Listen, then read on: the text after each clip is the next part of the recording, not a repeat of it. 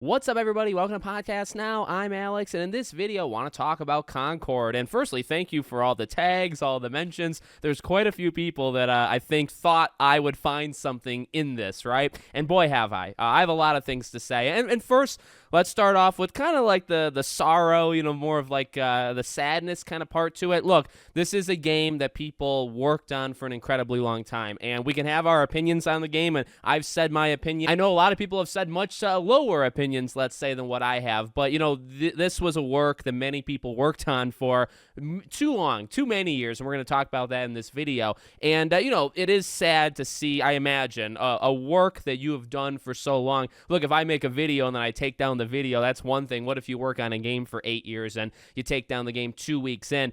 The turnaround is insane, right? So in terms of the actual news, this game is going offline this Friday. They're turning it off. I don't think they actually full-on say that, but they say they're refunding, and once you have the refund, you can no longer play the game. So it certainly sounds like they're shutting down. Now, in the blog, it sounds like there's some sort of reworking thing that is going on here, that it doesn't sound like the game is going to be gone forever, although I'm questioning it, right? I don't know for sure.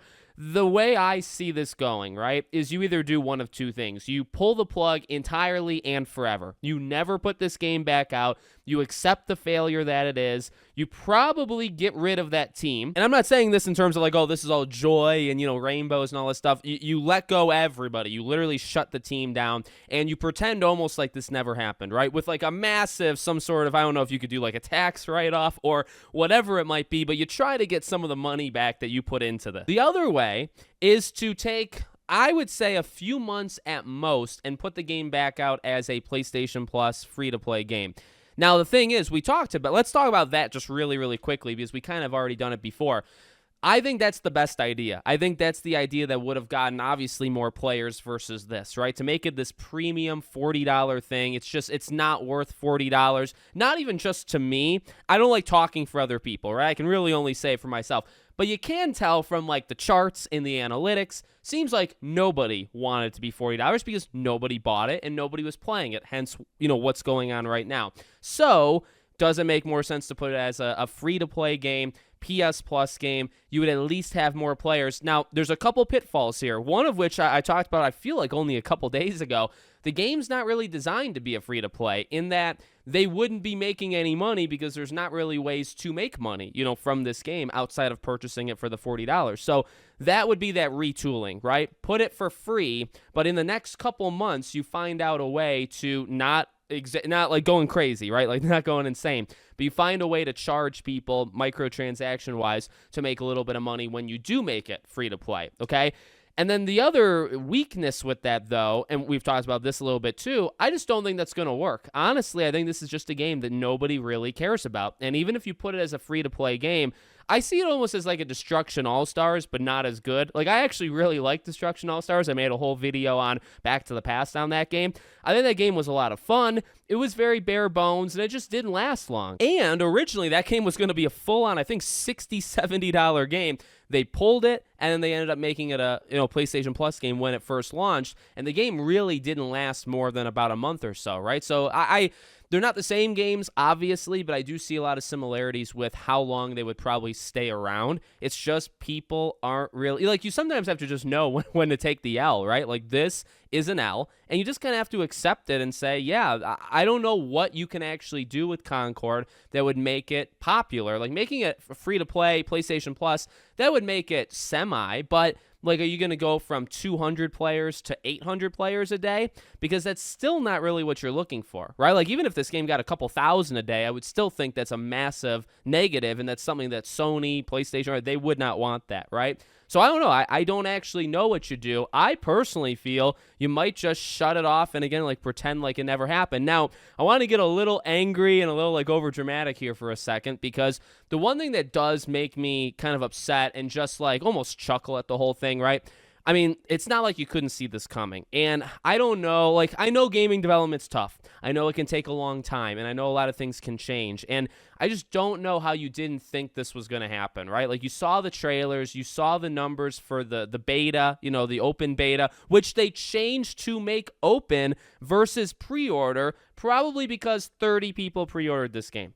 And that's, and I called that. I said when they opened it up for all players for the beta that I think they were doing it because they didn't have enough pre-orders to actually make it like a thing. But it is, I think too, the Sly Coopers of the world, and not just Sly. Like, Sly obviously is like the one I always go back to, but PlayStation has such great IPs that they're not doing anything with. There's a lot of games I'd like to, come back, like a Killzone, or, that actually makes me even more mad because you could say, okay, you got the Sly Coopers of the world. Could you make Sly Cooper in less than 8 years and less than $100 million? You sure could. So, like, could you put some of that money towards Sly instead? Now, I know it's not 1-to-1, right? But, like, could you do something like that? Now, I just brought up, like, Resistance, Killzone. I guess Infamous would be kind of on the side there. But specifically, like, Resistance, Killzone, maybe even SOCOM, these are big IPs. I mean, not that big, but all three of them are bigger than Concord, right? Why don't you bring back Killzone, do a story, and then do a multiplayer that you can really invest in that multiplayer? But see, the thing with Killzone Resistance, you got to go story heavy as well. And I mean, they kind of tried that with Concord, right? Try to do these weekly cutscenes and stuff. But you know what I mean? So that's when it gets me mad, is just really like the product management. And this is something that PlayStation is going to have to learn from. Clear, like that. I'm not telling you anything you don't already know, right? The game is an absolute failure. Shutting it down 2 weeks in shows, and they know that it's so it's not even like they don't know, right? Like, that was a big thing where it's like, well, are they going to get the message? They get the message. They get that this thing is not working. So, they're hence why they're pulling it. Now it's what you do after. Now it's how many more live service games do you have, and are they actually unique? Do they bring anything to the table? Because Concord doesn't, right? Do they bring anything? And then you might want to continue rethinking your strategy of this live service. Now, I don't want to beat that too much because we've talked about that too, right? It seems like that was a Jim Ryan push, and more recently, with all the cancelizations we've seen, right? They're not going so hard into live service. They'll have a couple, but it seems like they've maybe like gone back on track and done what they're good with. So that's good. And again, that's why I don't want to beat that point too much, because you could say, well, hopefully they learn, like, what's the message here? It's that, I don't think it's that all live service games don't work, but it's, something like this arena, hero shooter is oversaturated, way oversaturated. You can't do it. You literally just can't. Like, that's actually the lesson. And so, could you make a Twisted Metal live service game? The rumor that there was one and then it was kind of canceled. Yeah, like, I think that would be different enough, but still maybe similar to, like, some things that we already have, then maybe that would work, right? Like, those are the kind of risks I think they should be taking, not something like Concord. And then, yeah, if I want to get myself mad, I can think to the shooters that PlayStation has that they've just done nothing with.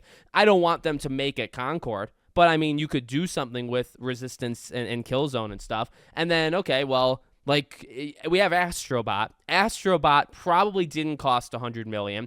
Astrobot did not take 8 years to make. That's another thing almost completely separate. How in God's name did it take this long and cost that much money to make Concord? I guess the money thing kind of makes sense, but why does it take 8 years? Why is Suicide Squad taking 9? Why is Concord taking 8? There are some games that just should not be taking that long. 3 to 4 years max for a game like this. I mean, I would have the strictest cutoff you could possibly. I just don't get it. If, again, you could make 2 Astrobots in that time. So you can make a Sly Cooper. You can make multiple. You can make Jack and Daxter. You can just make a new thing. Forget if you want to bring back IPs or not. Make new things, right? I guess they did make a new thing in Concord. It just didn't work. But I don't know. You got to be able to. It's like a mix of a couple things, right? Like, you got to have seen this coming. It shouldn't have taken this long. The market was oversaturated. Sony buys these people and has them working on this game as an exclusive without ever working with them before. That's another. I saw that, I think, Colin Moriarty on Twitter. I saw him mention that. Like, that's what makes Bungie, and that's what makes this team kind of unique and not in a good way versus everybody else. PlayStation normally has like a working relationship with people before they buy them. They didn't really have that here. They bought them, and hence we get this game. I don't think you should be doing that anymore. And you can go down the live service road. There's plenty of different options of what you want to blame or who you want to blame and all that stuff. But it's nuts. I mean, I did not think that was going to happen. I thought it was going to go to PS Plus. That's what I thought. And I don't know how you would have made an announcement of that, but I still think that might be what they do, right? Pull it. And here's the thing, though. You can't take more. The reason I said a couple months, you can't take more than a couple months because you can't actually change what this game is, right? Nobody, including them, they should not fool themselves, and they're certainly not going to fool us. They cannot change the game in any length of time unless you want them to literally make a new game, right? We've learned this from Suicide Squad, Gotham Knights, any game, though. If you really pay attention, you cannot fundamentally change a game in a short period of time. And by short, I mean even years, 2-3 years. You wouldn't be able to fundamentally change that game. You'd have to completely start over. So do not take more than a few months. Find a way to insert microtransactions, make them so they're not egregious because the game itself is already kind of nothing. Put it on PS Plus. You have the microtransactions. Cross your fingers. Pray that some people are going to buy cosmetics or whatever, and you put it out there. If you wait like a year, number one, nothing will actually change. You cannot fundamentally change the game in a year, so I don't even know why you wasted a year. And then the other negative is that nobody will care even more than now. They'll just look at it as a meme of, oh, remember that game that they took away after 2 weeks? It's back. Multiverses did this, and Multiverses actually is kind of suffering too. Multiverses had massive numbers 2-3 years ago. They took 2-3 years off. I think it was 2, and then they released it, and it's doing okay, but it's doing like a fifth of the numbers that it did back then. Like, compared to then, it's doing terrible. Now, I don't know if it's actually doing terrible, but compared to when it first came out, it's doing real bad. And that's a game that actually has some stuff to it. It's not perfect, but it's got some stuff to it. Concord does not have that luxury, right? So you got to play around with what you have. You cannot be taking more than just a couple months to get this game back out if you're going to do it. I'm kind of 50-50. I think, again, it's equally possible that they put it out for free versus they shut it down and we all just move on with our lives. So let me know what you guys think in the comments. Make sure, as always, you're subscribed to the channel, bell icon turned on, and I hope to see you all on the next one.